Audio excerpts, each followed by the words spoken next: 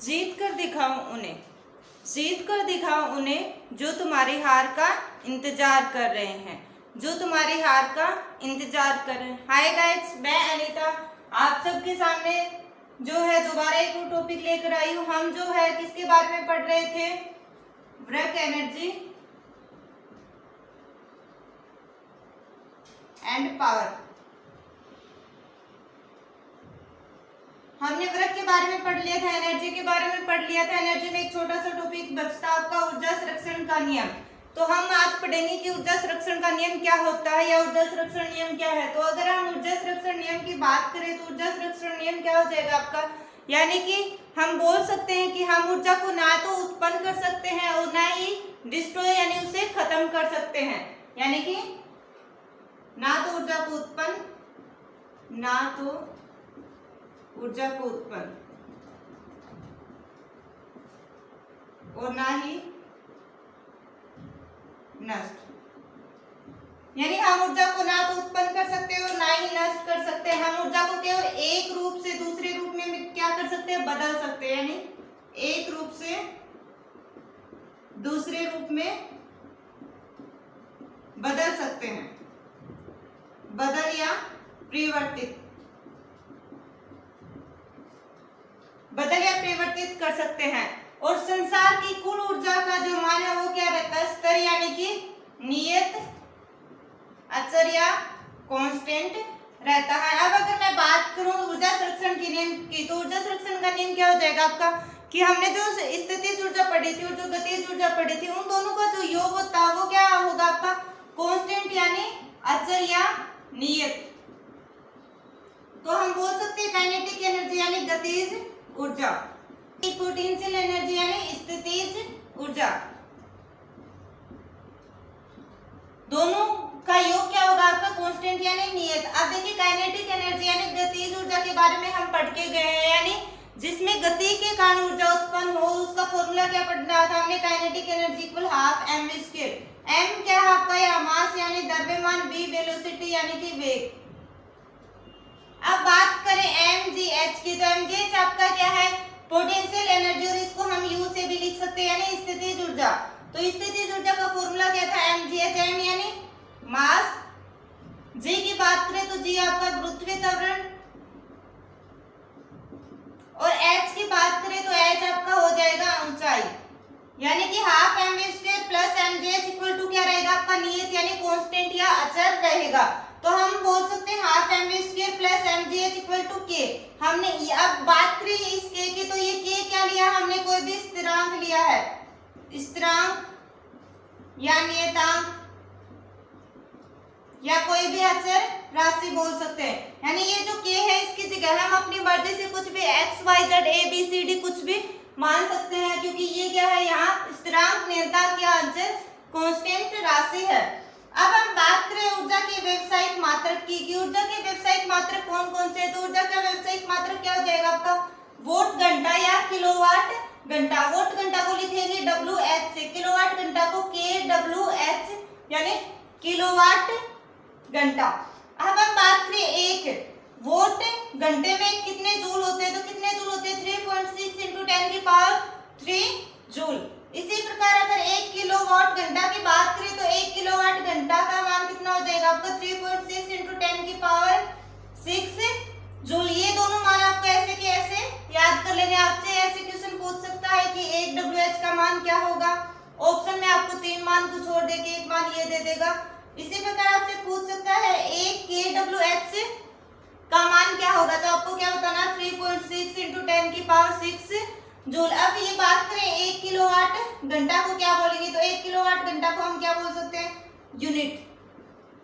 यानी कि घरों के अंदर हम जो विद्युत यूज में लेते हैं और उसको जो मीटर के द्वारा मापन होता है या जो ऊर्जा की खपत की जा रही है, वो जो खपत है वो किस में मापे जाते हैं? यूनिट के अंदर मापी जाती है। तो एक बार वापस से पूरा देख लीजिए। यानी ऊर्जा संरक्षण के नियम की बात करें तो क्या हो जाएगा? ऊर्जा को ना तो हम नष्ट कर सकते, ना ही हम ऊर्जा को उत्पन्न कर सकते, बल्कि इसे हम एक रूप से दूसरे रूप में परिवर्तित या क्या कर सकते हैं? बदल सकते हैं।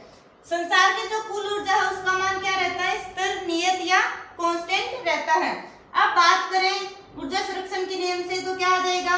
गतिज ऊर्जा प्लस स्थितिज ऊर्जा इक्वल टू कांस्टेंट या अचल या नियतांक।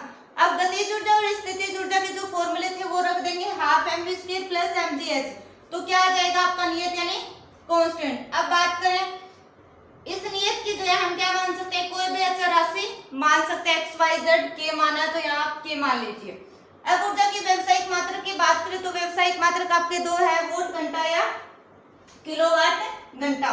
वोल्ट घंटा का मान क्या हो जाएगा 3.6 × 10⁻³ और किलोवाट घंटा लग जाए तो 3.6 × 10⁻6 और जूल आपको मात्रक आगे लगा देना है।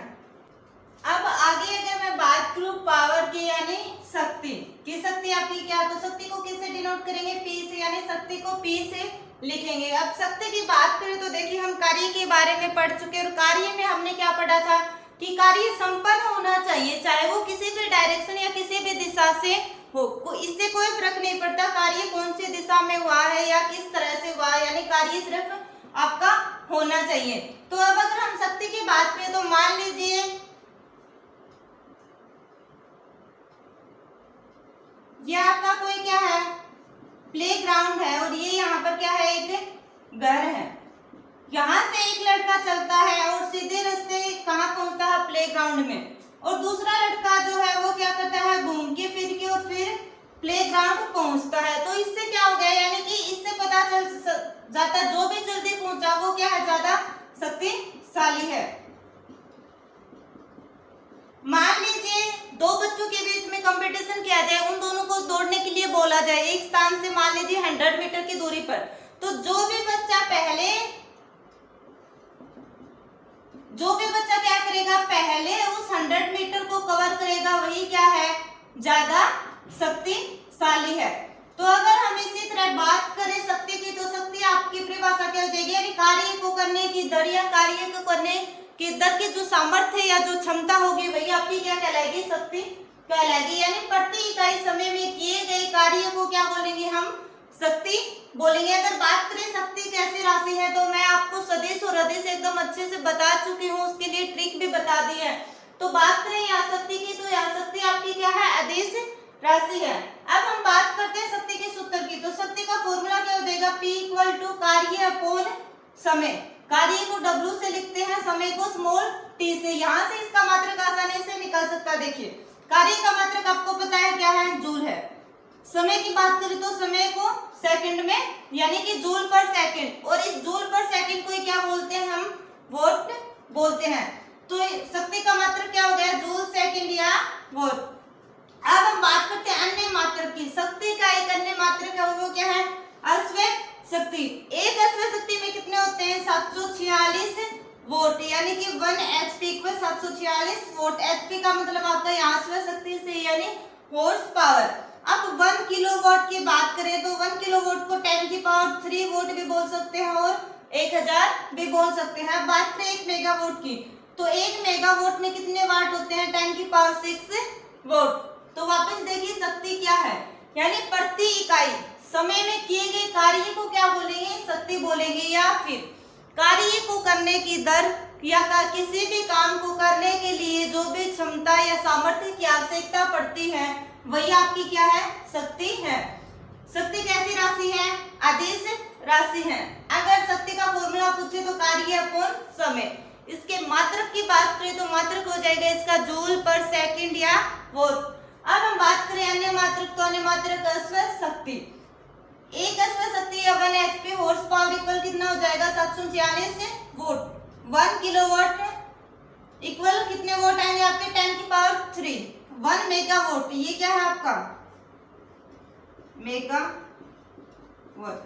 तो 1 मेगावाट बराबर कितना हो जाएगा, 10⁻6 वोट। इस प्रकार से हमने कार्य, एनर्जी और पावर को अच्छी तरह से समझ लिया है। इसका एक पार्ट और बचा आपका छोटा सा, यानी कि ऊर्जा का रूपांतरण, कौन सी ऊर्जा को किस में परिवर्तित कर सकते हैं, उसके बारे में हम जो है अगली क्लास में पढ़ेंगे। अगर आपको क्लास अच्छी लग रही हो तो जितना हो सके उतना आगे से आगे क्लास को शेयर कीजिए और डेली क्लास को अटेंड कीजिए।